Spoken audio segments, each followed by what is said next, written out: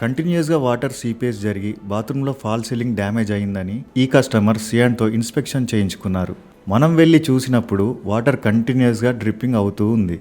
PH పేపర్తో test చేస్తే alkaline వచ్చింది. అంటే బాత్రూమ్ యూసేజ్ వాటర్ అని కన్ఫామ్ అయింది. డక్ట్ ఏరియాని కూడా చెక్ చేశాము. సేమ్ ప్లేస్లో పైన ఫ్లాట్లో కూడా బాత్రూమే ఉంది. సో పైన ఉన్న బాత్రూంలో ఫస్ట్ థర్మల్ స్కాన్ చేసి చూశారు. డీసీ టెస్ట్ చేయడం స్టార్ట్ చేశారు. ఒక వైర్ని కింద బాత్రూంలో డ్రిప్ అవుతున్న ఏరియాలో పెట్టి ఇంకో వైర్ని పైన బాత్రూంలో సస్పెక్టెడ్ ఏరియాస్లో చెక్ చేసుకుంటూ వెళ్ళారు. సోర్స్ దొరికినప్పుడు ఛార్జ్ పాస్ అయ్యి మనకి ఇండికేషన్ వస్తుంది.